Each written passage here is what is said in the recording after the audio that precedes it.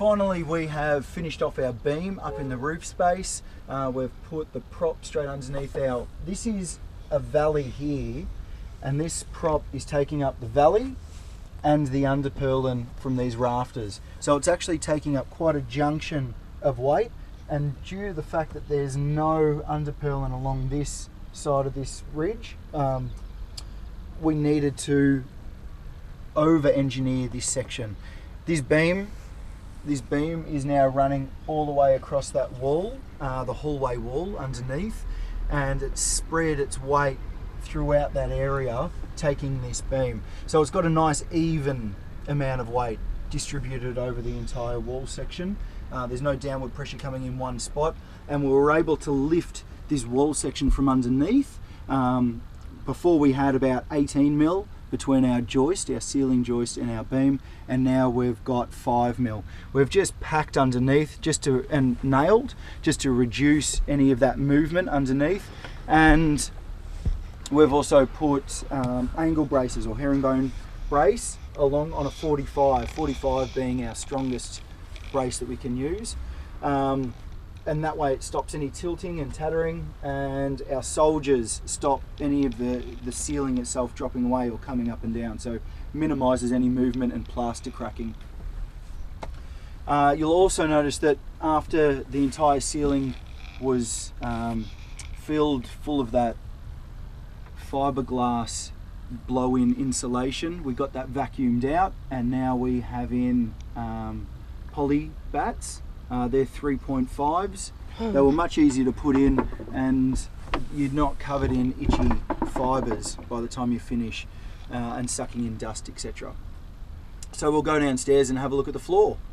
Here we have the bearers all packed up, and joists evenly on both sides, all jacked to height, and you can see our bearers off our stump. Here we have the bearer in place, the new bearer in place. It's been a hard slog, it's been jacked, it's been packed. We've got the whole thing level again, and it's back into position. Here we have all the nail plates on, pins back into position, and we are ready to relay the floor. Here we have the finished product. This section of floor all through here was pulled up. This is where we had the bearers through, our makeshift bearer on this side, our makeshift bearer on that side. We lifted this whole section and replaced the bearer from that corner all the way to here. Did a halving join, nail plated on the side of it, nail plated up there, just to join those in. Dropped the weight back down, and then we straightened all of this section of floor. Now it's critical that when you lay a floor that you get the joists flat. I can't stress it enough. The amount of floors that we come across, and just have a look over here. We have a bow in the floor, and that is only over a 1200 level.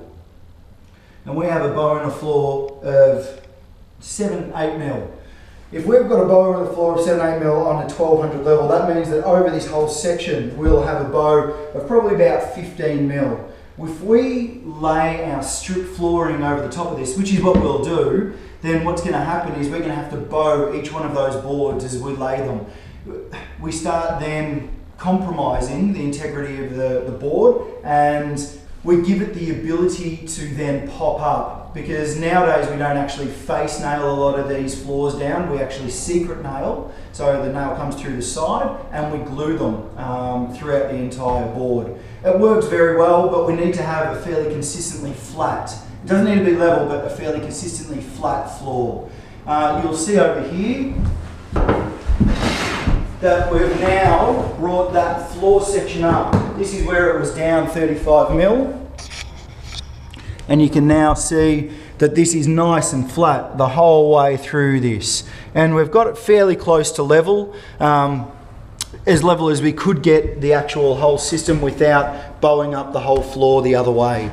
Just going back into the hallway, we've now patched all this section of the plaster. This is the section that it all popped off. And if we go around the other side, This area here, this whole sheet had come off the wall just because of the downward pressure. It had popped the plaster off the wall. We've shaped this, put it back in and screwed it and fixed it back on and patched it up. This is where we took the water tank out of the ceiling, and this is all now patched up. It's still a little bit wet. We'll sand that back and then that's ready to be painted. Hope that's helped you out. Any questions or queries, flick them over. I'll answer them best I can. Anybody else out there, any questions or queries, flick them over and I'll have a look at them for you. Thanks for watching, and like always, till next time, stay unreal banana peel, and I'll see you in the soup.